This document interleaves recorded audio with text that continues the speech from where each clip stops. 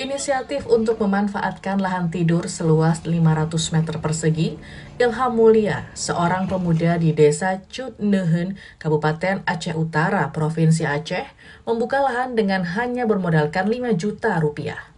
Ia telah menekuni budidaya terong ungu selama 3 tahun terakhir. Demi menjaga kualitas, Ilham hanya memberikan pupuk organik agar lahan tetap terjaga subur. Harga terong ungu per kilogram mulai dari Rp3.000 hingga Rp6.000. Hal tersebut tergantung kualitas dan ketersediaan hasil panen. Dari budidaya terong ini, Ilham dapat meraup keuntungan sekitar Rp50 juta per tahun. Daripada nganggur lebih baik kita bertani. Karena usia kita muda, modal juga kecil. Jadi kalau bertani punya lahan kecil modal, kita bikinlah sikit-sikit untuk bertani dulu.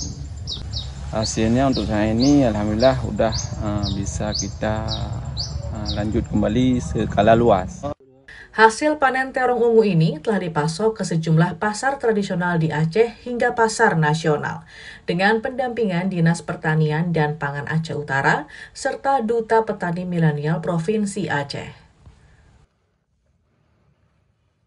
Sama-sama kita terjun di dunia pertanian, karena dunia pertanian adalah dunia yang menjanjikan. Dan sektor pertanian adalah sektor yang sangat dilirik dan sangat dibutuhkan oleh masyarakat. Karena apalagi di tahun 2045 ini Indonesia akan menjadi lumbung pangan dunia. Dalam arti kata, sektor pertanian semakin hari semakin bertumbuh. Inisiatif petani muda Aceh ini diharapkan bisa menjadi contoh terkait pemanfaatan lahan tidur sehingga bisa menjadi produktif demi membangkitkan ekonomi melalui sektor pertanian di Aceh. Dari Kabupaten Aceh Utara, Provinsi Aceh, Trifani, Kantor Berita Antara mewartakan.